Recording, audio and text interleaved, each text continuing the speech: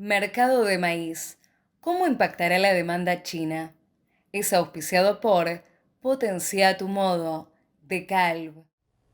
Bueno, bienvenidos al panel de mercado de maíz y sorgo. Y ante todo, bienvenidos a los panelistas. Y muchas gracias, Maizar, por la invitación para hablar de un mercado que la verdad este año nos ha dejado un poquito sin oxígeno, sin piernas y nos mantiene jóvenes y enérgicos, por otro lado. Bueno, vamos a hacer un breve repaso de lo que estuvo ocurriendo desde el último Congreso de Maizar, eh, que en ese momento el mercado era un poco lúgubre, por decirlo de un modo, ya que el maíz venía cabeceando en el precio a nivel internacional. Teníamos un precio más o menos de $320 en Chicago, de $140 por tonelada, 35 para el productor, con los márgenes y la cadena de valor del maíz golpeado, muy ajustada. Teníamos récord de producción en Estados Unidos, o previsto un récord de producción en Estados Unidos, en Brasil con la safriña, que empezaba en julio-agosto, y en Ucrania y el Mar Negro también. Con lo cual uno miraba el panorama en ese momento y le sumamos el famoso tema del conflicto que venía teniendo Estados Unidos con China. También le incluíamos el COVID-19, que nos dejó a todos en nuestras casas encerrados ya en el Congreso del año pasado, y la verdad que las estimaciones de la mayoría de los analistas era una contracción en el consumo a nivel mundial, ¿no? Para nuestra alegría, les tiro un dato no menor. Si yo miro hace 4 años atrás, el flujo mundial de maíz eran 150 millones de toneladas. El año anterior al COVID eran 166. Se estimaba que iba a bajar entre 15 a 20 millones de toneladas, además de la fiebre porcina, ¿no? Que era COVID, fiebre porcina y superproducción a nivel mundial. El consumo iba a bajar también. Dije entre 15 y 20. El consumo finalmente, ¿sí? Pasamos de 166, 67 sostenido, se esperaba un consumo de 150, estamos terminando el año con 180 millones de consumo, ¿sí? Es récord absoluto y total, ¿sí? ¿Cuáles fueron los grandes cambios que tuvimos? Ya en agosto, ¿sí? El sector comenzó a darse cuenta y a percibir que no había reducción de consumo. Además de que había muy buenos márgenes en toda la cadena de maíz, pero del lado de la demanda creciente y muy sana, en un contexto donde el mundo estaba sufriendo. La buena noticia que la gente empezó a comer mayor cantidad de proteínas al quedarse en su casa y cocinar más. Eso creo que tuvo un impacto muy positivo. En el medio de eso empezaron a producirse que la super safriña brasilera fue una buena zafra, pero no fue lo que se esperaba. Estados Unidos iba a tener un rinde histórico, tampoco lo tuvo, y de a poquito se acomodaron un par de variables como para que el mercado diera un pequeño salto. Entonces pasamos de precios de Chicago de 320, 330, con algo de volatilidad baja, 5% de volatilidad, a septiembre ya pegó una escalada de 25 centavos. En diciembre ya habíamos subido 70 centavos, ¿sí? Son $28 por tonelada, con un mercado volátil, ¿sí? Y mejorando la cadena en todos los distintos eslabones. En diciembre, varios amagues tuvimos en agosto, en septiembre, en octubre, donde los chinos salían comunicando que iban a comprar 10 millones o 7 millones primero, después 10 de Estados Unidos, y compraban 1,5, compraban 2, otro millón más, siempre esporádicamente aparecían, con una disciplina realmente china, por decirlo de un modo simpático. Pero, ¿qué pasó? Fines de diciembre, ¿sí? China ya había bloqueado casi toda la cadena de suministro de Norteamérica entre soja, que fue lo que primero empezó a arrasar, y después siguió por el maíz.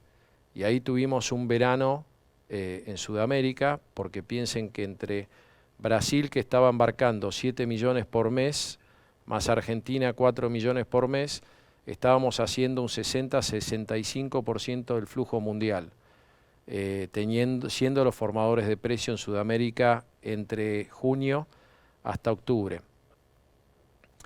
A partir de ahí empieza con que China ya no compraba de 1,5, 2, sino que compraba 1 millón por semana. Entonces los fondos para fin de diciembre, enero, empiezan a hablar de que realmente empiezan a creer el cuento chino. Y si hacemos un ejemplo, pasamos de los precios de diciembre de 4.20, ¿sí?, a abril de 540. O sea, ahí ya teníamos, son $48 más de aumento. Acuérdense que ya habíamos hecho 28, una bestialidad.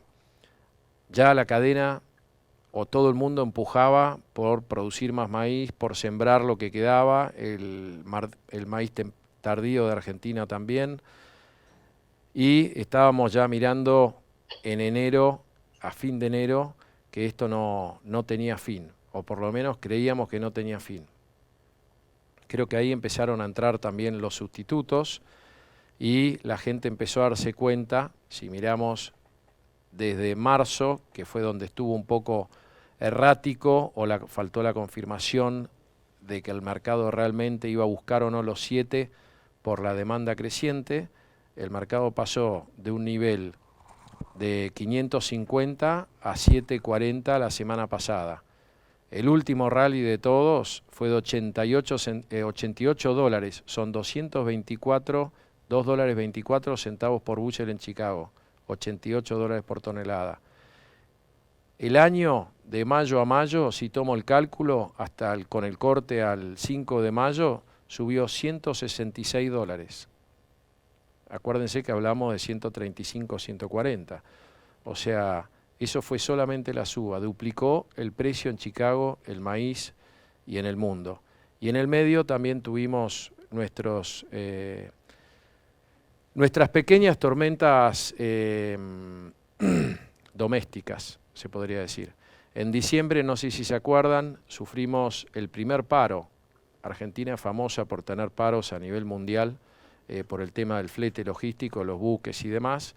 Y la verdad que el año pasado debo admitir que fue un año extraordinario, no solo porque de venir del piso deprimido del precio, a partir de junio en adelante el mercado despegó, sino que logísticamente todos los meses se logró llevar el máximo de utilización en la capacidad portuaria. Un gran esfuerzo de toda la cadena de maíz en conjunto, hizo muy bien al país, permitió un muy buen volumen de divisas y la verdad que en diciembre la exportación sufrió 21 días de paro casi continuos, ¿sí? ¿Qué impacto tiene esto cuando uno lo mira, no? Porque uno lo mira así y dice, justo era cuando Estados Unidos en noviembre y diciembre estaba bloqueado por la soja por un lado y después el maíz vendiéndolo a los chinos cuando empieza a explotar. Ya tenían todo casi enero y febrero tomado en su capacidad los norteamericanos y en ese momento un traspié como estos tiene un impacto muy grande para el país. ¿Por qué? Porque todo lo que se iba a embarcar esos 21 días en diciembre se terminaron embarcando en enero, lo que produjo que parte de las ventas de enero se embarcaron en febrero.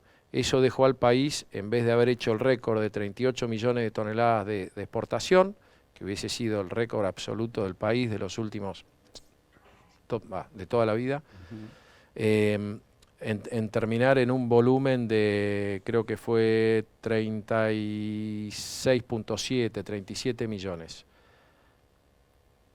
¿Eso qué hizo? Hizo que nos retraigamos como sector exportador pensando que políticamente íbamos a tener más paros en el futuro, y marzo-abril no se vendió muy fuerte, y le dejamos un espacio de vuelta a recuperar a los americanos por el lado del maíz, ganándole capacidad a la soja. Y eso, a la soja brasilera, la zafra brasilera que empezaba en enero, se atrasó casi un mes también, permitió que los americanos embarquen más soja, embarquen más maíz, y perdimos en Sudamérica los dos. Eso produjo que el arranque de esta campaña en marzo fuera lento. Argentina podría haber hecho 4 millones con estos precios y las ventas que hay del productor, y terminamos haciendo casi 3 millones, 2 millones 8.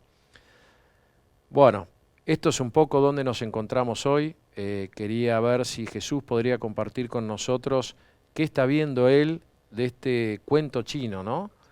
Dado que... Claro, ¿Qué oportunidades ves vos, Jesús? bueno, en primer lugar quiero saludar a la gente de Maizar por esta invitación. Por un lado, lo que yo veo del mercado global, como vos bien dijiste, John, yo tomé desde el 11 de mayo del año pasado a la fecha, el maíz subió un 130%, una cosa de locos. Es una subida como si fuera al Monte Everest, el rally de suba del maíz. Varios Esto no motivos está en los están... libros, ¿no, Jesús? No, yo lo he visto pocas veces, Yo ¿no? no lo vi Esto. nunca en 24 años. No, no sé si en el 2008 hubo algo parecido cuando la crisis del petróleo, habría que mirar los últimos 50 años, pero yo creo que básicamente lo que está afectando, por un lado, es el tema del clima, ¿no? Justamente con un amigo estamos elaborando un informe todos los meses de mercados y clima porque nos interesa mucho esa relación. El clima está jugando en Estados Unidos, que viene de un invierno muy frío y seco. Pero bueno, los americanos empezaron a sembrar y al día de hoy ya están casi en el 70% del área sembrada de maíz. Son una máquina sembrando. Y hay alguna perspectiva de que tengan un periodo de lluvias más escasas, lo veremos. Por otro lado, el clima también está influyendo en lo que hace a la safrinha en Brasil, que se sembró tarde porque se cosechó tarde la soja por lluvias, y más o menos se sembró un mes más tarde la safrinha y está teniendo problemas de seca, y ya los analistas, los operadores y los traders como vos, John, están dando entre una pérdida de entre 7 y 10 millones de toneladas en Brasil, lo cual es importante porque si los chinos siguen demandando, tienen que ir a buscarlo en otro lugar, y eso afecta los precios en Chicago. Por otra parte, el consumo de etanol en Estados Unidos está firme, con precios de petróleo en alza, un dólar más flojo desde que asumió Biden. Yo creo que todo eso está sosteniendo un mercado hacia una posible alza, ¿no?, mayor.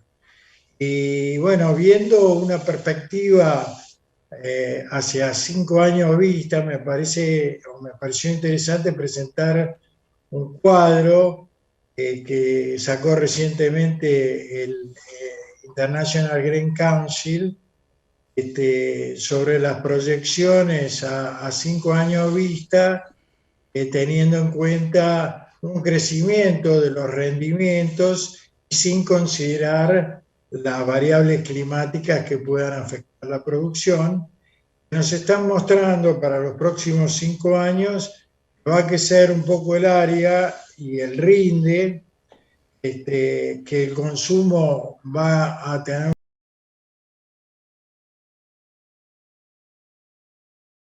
stock, van a seguir disminuyendo de maíz, o sea, el ratio stock-consumo se va a ir a más o menos el 18,5%, lo cual es muy, muy bajo. Eso también nos puede dar una idea de un futuro con precios sostenidos, ¿no es cierto?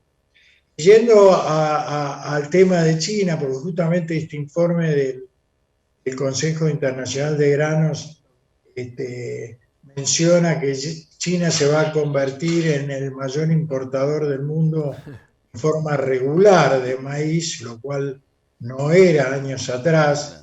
Si miramos el cuadro de oferta y demanda, nos presenta el USDA, la China, de los últimos 11 años.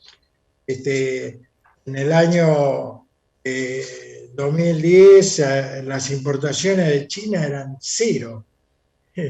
El año pasado estuvieron en 7.600.000 y este año, bueno, el UDA está un poco atrasado, va a salir creo que en una semana más el nuevo informe de oferta y demanda, pero está dando ya 24 millones de toneladas de importación y según los traders estamos ya en 28, ¿cierto? Yo aprovechando este cuadro y mirando este cuadro para no ser tedioso en mi explicación, yo veo dos o tres cositas de China y le quiero dar pie a Hernán. Por un lado, me parece que China no tiene mucha capacidad de extensión de su área sembrada de maíz, que puede estar entre 42 y 44 millones de hectáreas. Por otro lado, los rindes por hectárea sin el uso de transgénicos están medio clavaditos entre los 6.000 y 6.300 kilos por hectárea, lo cual hace que la capacidad de incrementar su producción de China es bastante limitada, por lo cual pienso que la demanda china también va a ser sostenida, obviamente la puede ir variando entre forrajes o importar directamente carnes, ¿no? Como también lo está haciendo. Entonces, ahí hay una pregunta que yo le quiero hacer a Hernán con respecto a esos dos temas. Por supuesto, en esa figura que mostrábamos, los stocks que está dando el USDA para China siempre son una incógnita. A todo el mundo le parecen altísimos, que estemos hablando de 200 o 210 millones de toneladas de stock. No creemos que lo tenga, porque si no, China no estaría comprando lo que está comprando de maíz, de sorgo, de cebada. Por supuesto que el sorgo va un poco a alcohol y la cebada también, la forrajera va algo a cerveza. Pero concluyendo, mi visión es positiva para los próximos años en cuanto a precio del maíz. Los números de International Grain Council nos están mostrando eso y los números de oferta y demanda china también nos están mostrando esa tendencia. Por supuesto que los fondos, cómo se muevan los fondos financieros también influirá muchísimo. Pero eso es lo que te quería preguntar, Hernán, ¿cómo ves vos las posibilidades de crecer en producción de maíz de los chinos? Bueno, Jesús, muchas gracias por los comentarios. Aprovecho también para saludar y agradecer a la gente de Maizar por esta invitación. Saludar a John y a Oscar también, que están ahí como parte del panel. Y con respecto a tus preguntas, eso, no solamente tenemos que ver el lado de la producción, porque como vos bien indicabas, no es la primera vez que en el mercado internacional se espera que China tenga una fuerte presencia y recién ahora se estaría cumpliendo en el caso del maíz. Entonces, claramente hay un factor de fondo que ha cambiado en este proceso y es justamente los efectos de la fiebre porcina africana, digamos, sobre la producción nacional, que en buena medida afectó a finales del 2018 fuertemente el nivel de stock de porcinos.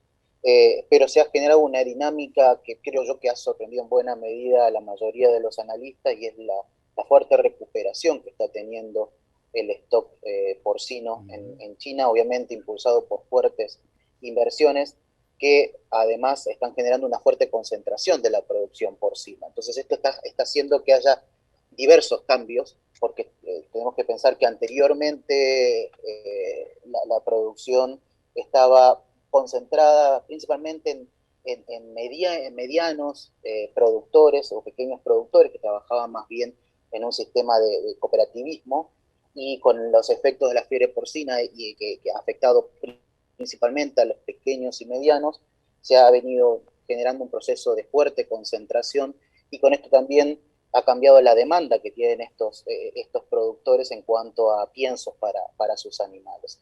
Entonces, en buena medida, ahora lo que vemos es que el sector ganadero o el sector de piensos en China está impulsando este aumento de la demanda, y como vos mostrabas un poco, o como se mostraban en los datos del Grain Council, hay un fuerte aumento de la demanda para piensos, que en buena medida está enfocada allí. Y ahí entra en juego un poco la producción de China, porque como bien indicabas, antes China no tenía este juego a nivel internacional, porque buena parte de su demanda estaba cubierta con su producción nacional. Es decir, China produce aproximadamente 240 millones de toneladas de maíz en forma anual. Esto es aproximadamente un 35-36% de la producción total de granos del país. Es un grano muy importante para la producción nacional, y por ende cubría en buena medida la evolución de su demanda con esta producción, y un poco que también estaba importando principalmente desde países de Europa del Este.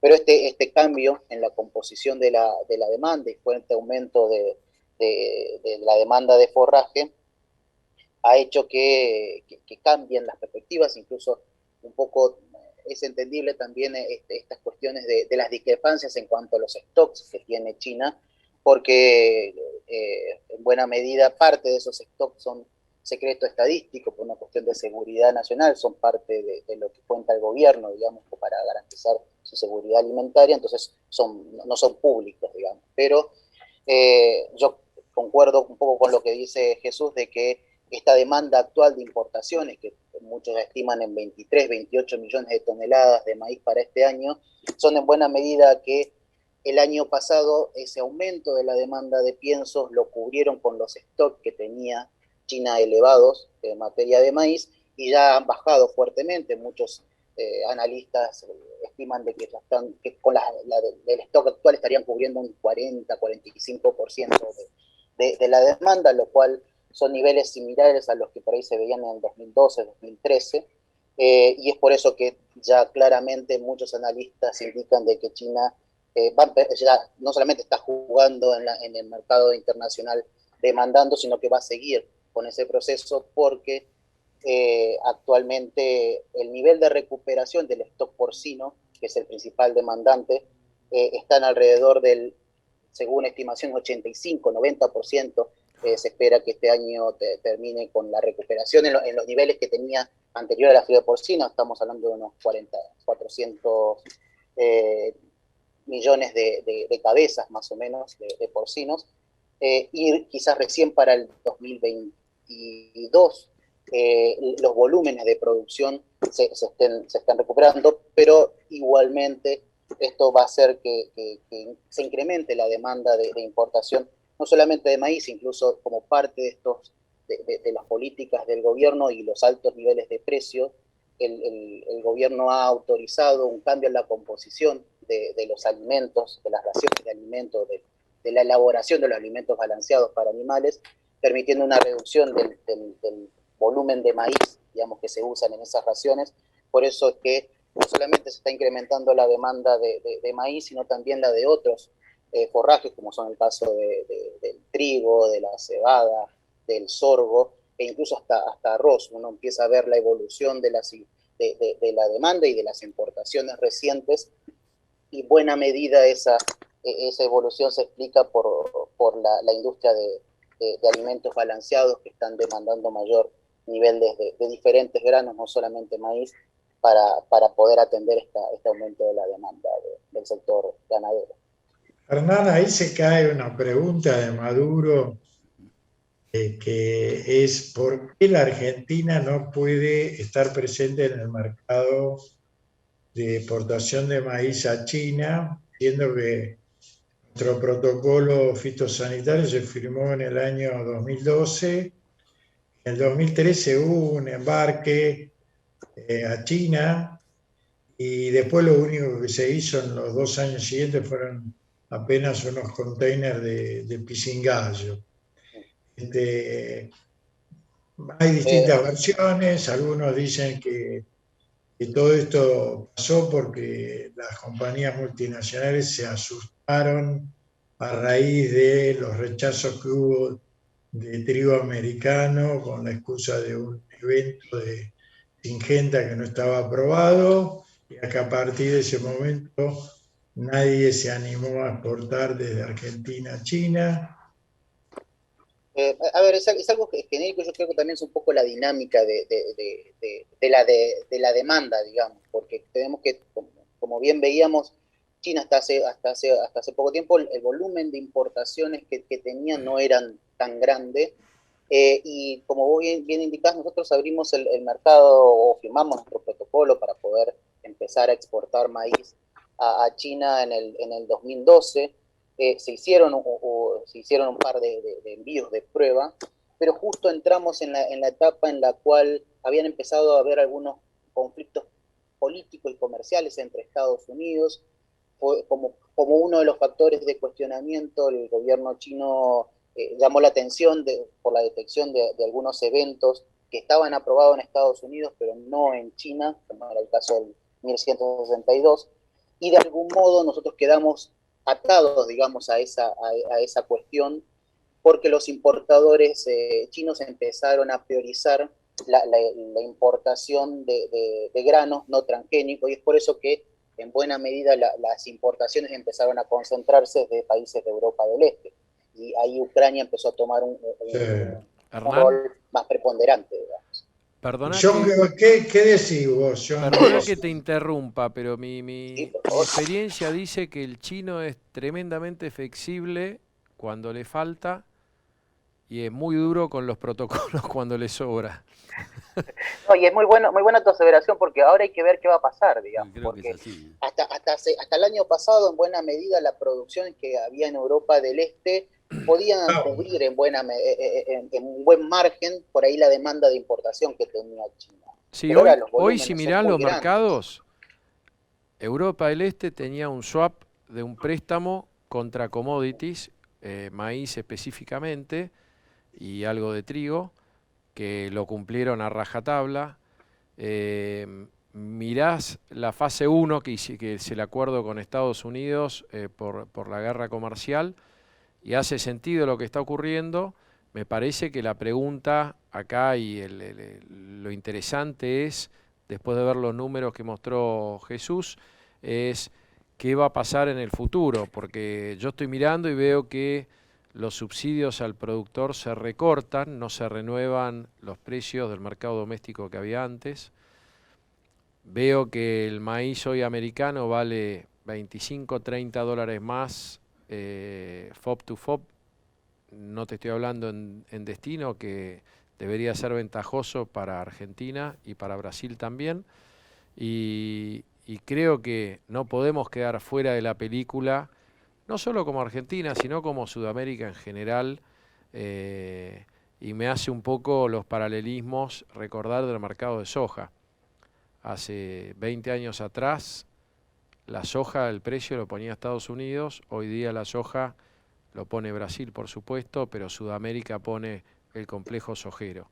Y yo creo que si miramos la producción de la safriña y la zafra más Argentina, todo sumado, estamos casi en el 50% del flujo continuo, por lo menos los últimos 2, 3 años, y al futuro deberíamos de seguir así.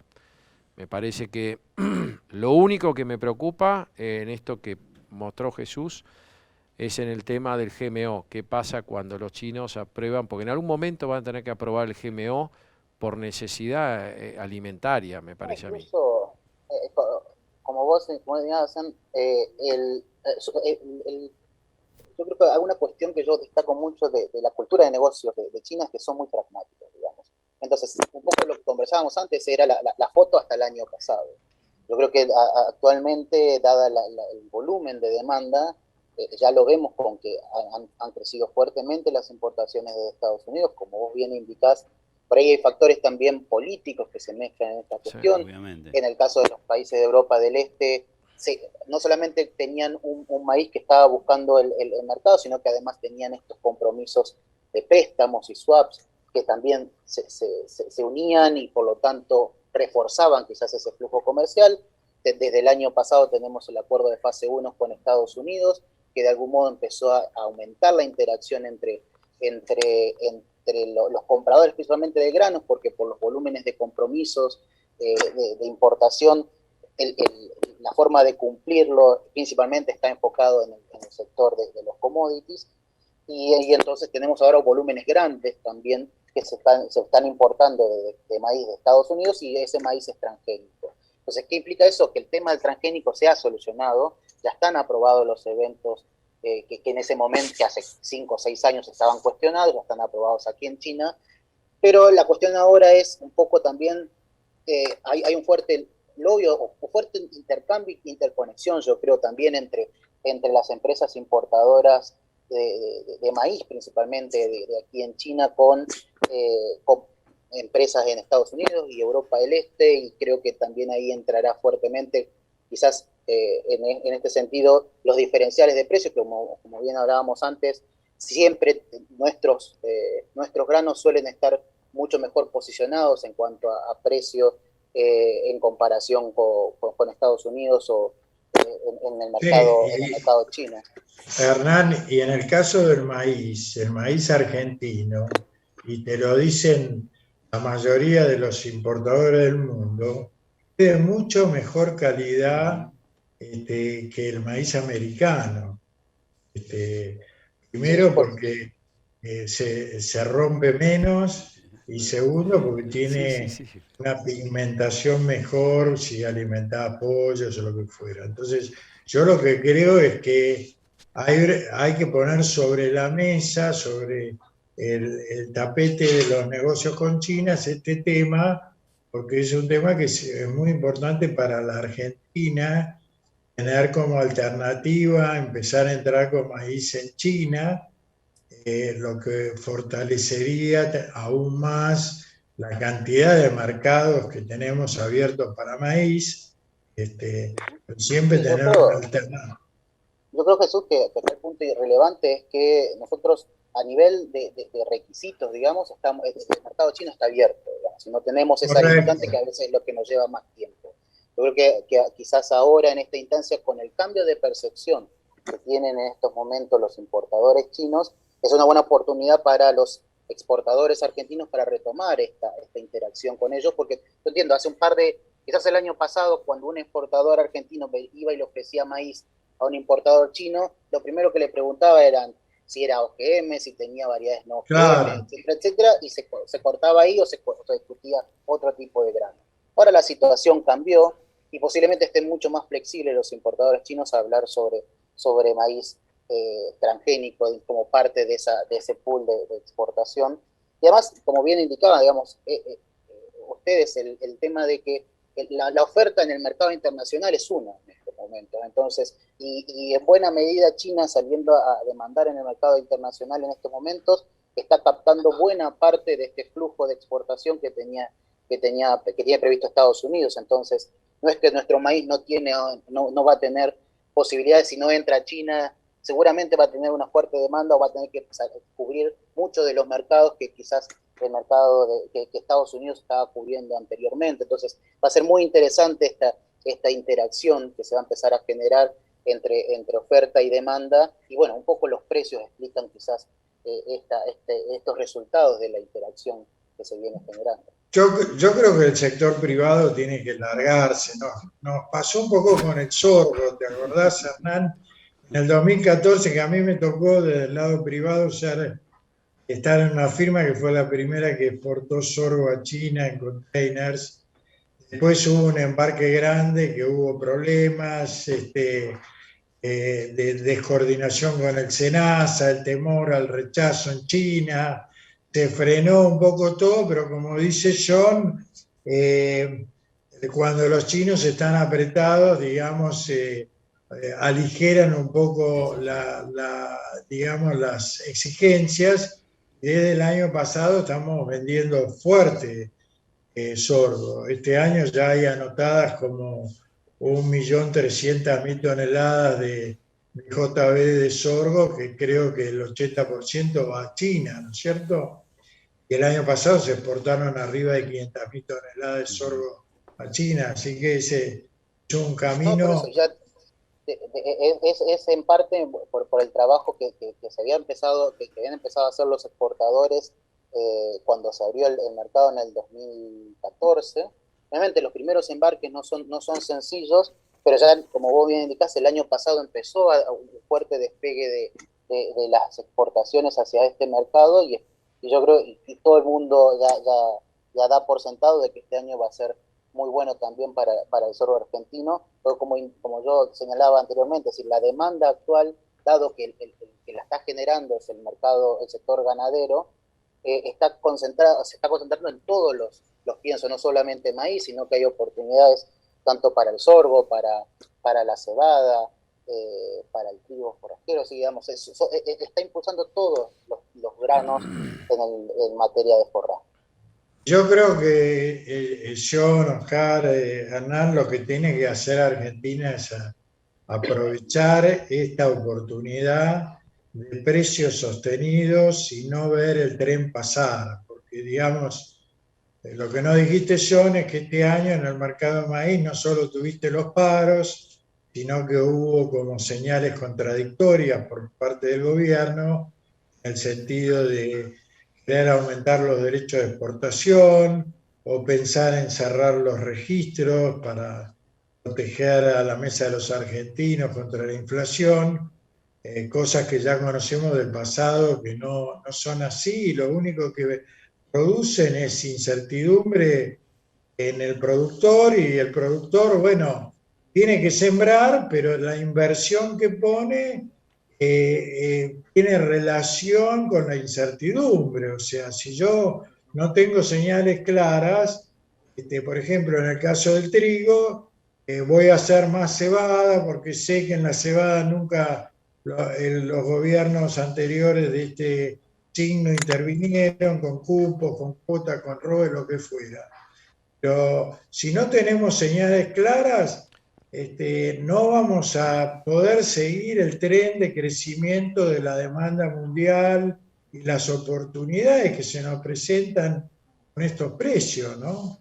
Mirá, yo creo que es importante esto que vos estás señalando. Me parece que el gobierno está dando algunas señales en la dirección correcta. Creo que parte de lo que comentaba antes John, de que me han nombrado como nuevo agregado agroindustrial en Shanghái, China, y tiene que ver un poco con esta nueva manera de ver cómo agregamos valor en términos de, por ejemplo, la misma problemática que hoy, antes de empezar, inclusive charlábamos con John, podamos resolverla en función de que va a haber dos funcionarios, obviamente lo que está haciendo Hernán, pero también en mi caso, que tengo capaz más desde el lado, del punto de vista tanto comercial como político, digamos, como para tratar de impulsar algunas cosas, tratar de ayudar, tanto el trabajo que hace Hernán y por supuesto nuestro embajador allá, para tratar de ver cómo impulsamos acciones que ayuden al trabajo que hace el sector privado. Esto independientemente de que sean empresas multinacionales, nacionales, pequeñas empresas. Creo que es importante dar impulso, sobre todo viendo de qué manera generamos una alianza estratégica que se declama mucho, pero que tiene que ser esto visto en la realidad como un trabajo en la cual coordinemos acciones con la producción china y el sector productivo argentino que nos permita ir generando una red, si se quiere, de empresas para no estar únicamente...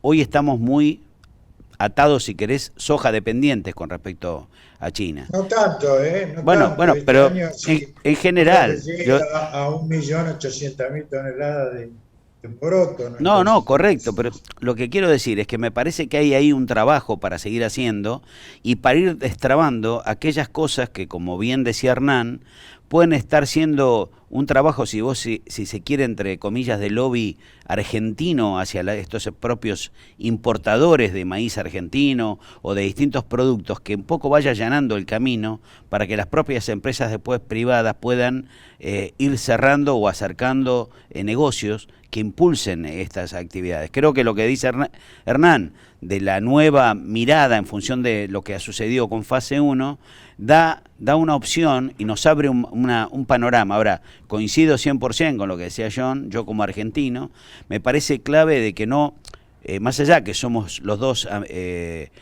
iberoamericanos con nuestros amigos brasileros, tenemos que estar en esa pelea para tener una mayor presencia y que no sea únicamente las acciones que pueda estar realizando hoy Estados Unidos, porque hay una serie de acciones que me parece que tenemos que tratar de incentivar e impulsar para tratar de poder coronar con éxito en términos de negocios, porque todo lo que no podamos concretar como negocio va a quedar como una linda declaración de cosas como buenas intenciones, ¿no?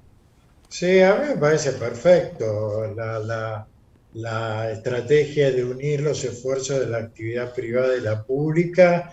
Yo creo que el trabajo en la Embajada Argentina en Beijing en los últimos años ha sido excelente. Hemos avanzado en un montón de productos que hoy tenemos entrada en China, todo lo que se ha hecho en carnes, Sí, en ni hablar. legumbres, etcétera. Pero ¿sabés lo que pasa, Oscar? El productor hoy en día está cobrando el 60% del valor del dólar, el productor está pagando derechos de exportación, se producen estas cosas como los paros, no solo de los gremios portuarios, sino también el año pasado tuvimos de los camioneros, y esas cosas no ayudan a que nosotros podamos pensar en tener 200 millones de toneladas de producción de granos, como es nuestra aspiración desde hace muchos años. Y vemos como nuestros competidores, el caso de Ucrania, de Rusia o de Brasil, ni hablar, Brasil. cómo crecen y crecen y crecen, ¿no? Jesús, yo creo que si miramos un poco las perspectivas, un poco lo que hemos estado hablando los cuatro acá, tenemos una oportunidad, una segunda oportunidad desde hace única, con valores altos de los granos.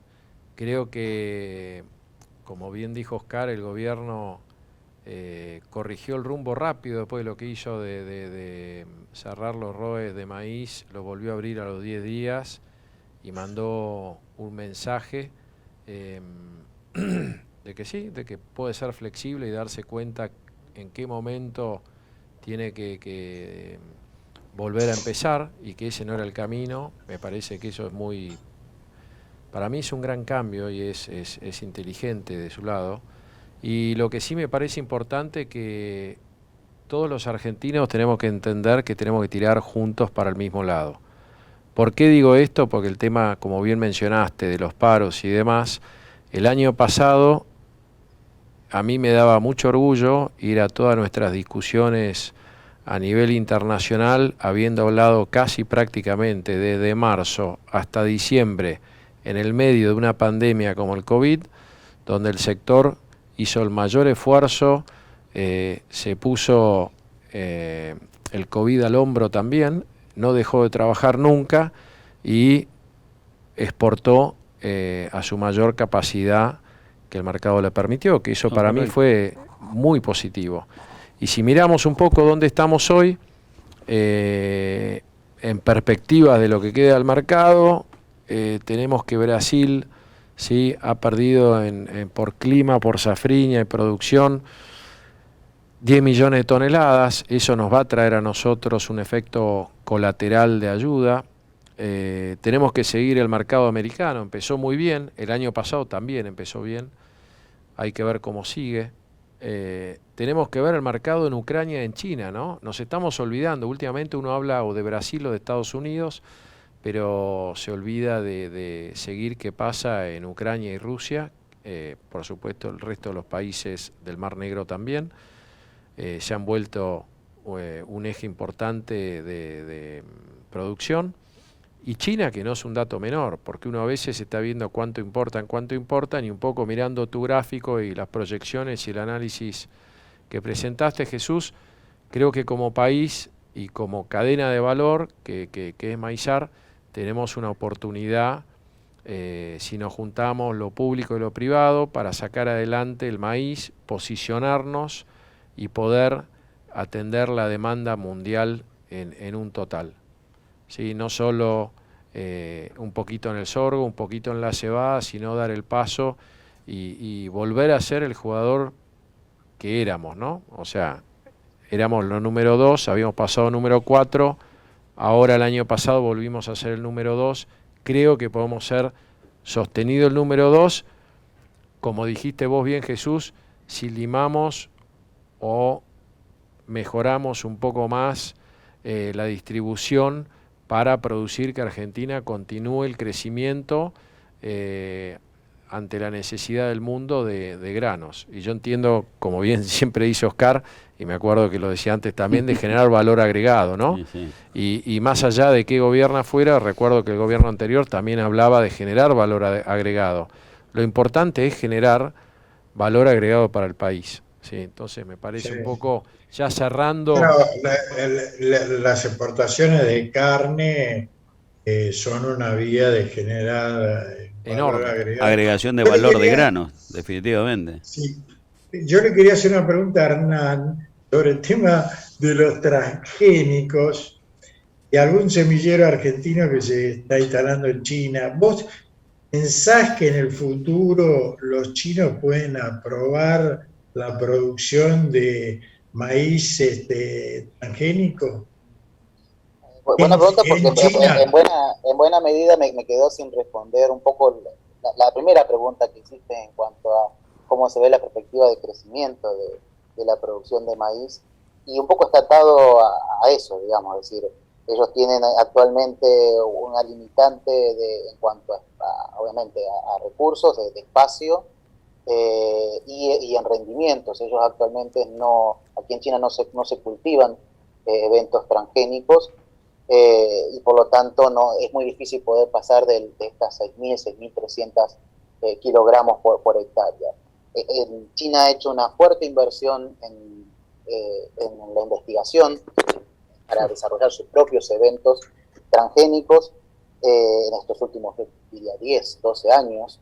Tiene empresas que ya tienen sus propios desarrollos, han comprado empresas multinacionales, como fue el caso de Syngenta, y en realidad, en buena medida, toda esa política, es decir, lo que tiene la perspectiva de políticas aquí en China es el mediano largo plazo. Entonces a veces es difícil incluso para las propias empresas del sector poder compatibilizar esas inversiones que han hecho durante todo este tiempo y cuándo será el banderazo de largada, digamos, de cuándo van a poder empezar a cultivar esos eventos que ya tienen desarrollados.